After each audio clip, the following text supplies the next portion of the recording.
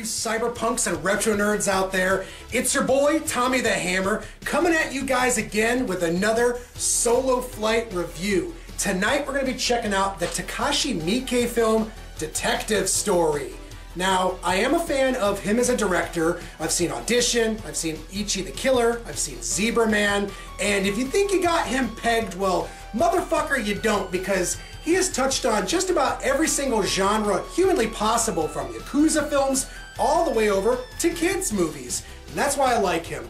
The man knows no bounds. In terms of this film, though, I've never seen it before. This one is released by Tokyo Shock Production Company, and they're the same guys that gave us Machine Girl and Tokyo Gore Police. So I'm super stoked to check this film out. I know it's gonna be crazy in some regards. You guys get to, I guess, check out the trailer. I don't know. You know how YouTube is with the algorithms and copyrights and shit like that. I'm gonna dig something up. Y'all motherfuckers, peep it. I'll be right back.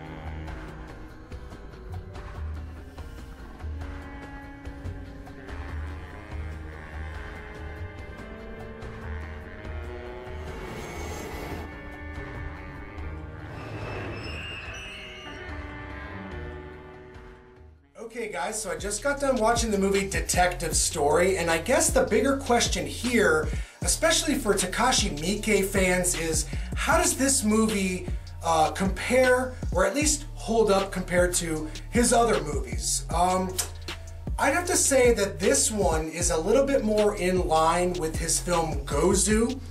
There's definitely an emphasis on the comedic element to the film overall, but that's not to detract or say that it isn't fucked up in its own way.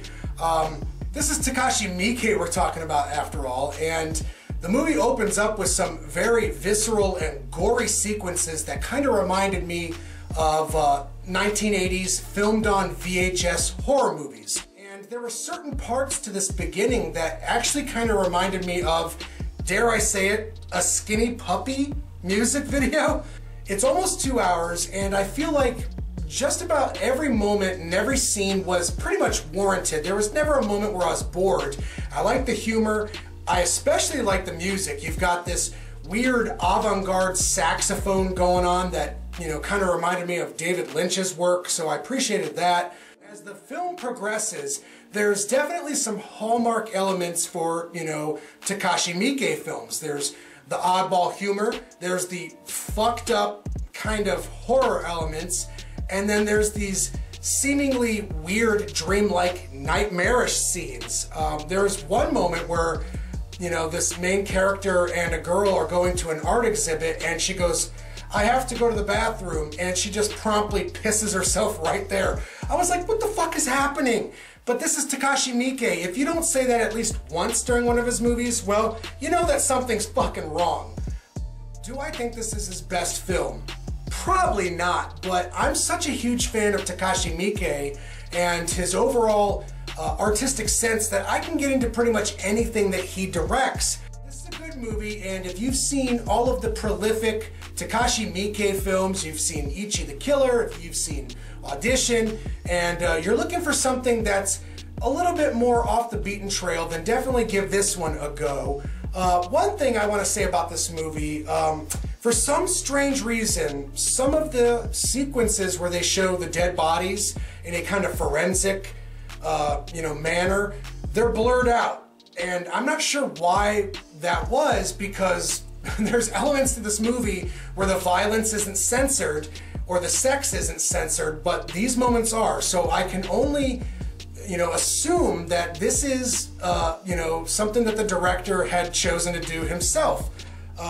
towards the end of the movie, you get some full frontal nudity of, you know, a small child, and you're like, what the fuck? The rest of the movie is quote unquote censored, but then that is completely uncensored. And then the end of the film is completely ballistic, insane violence. I mean, he takes the humor from, you know, the beginning of the film, in the middle of the film, and the violence, you know, from the beginning of the film, and merges them together by the very end. And you're like, wow, you know, this shouldn't go, but for some strange reason, it goes.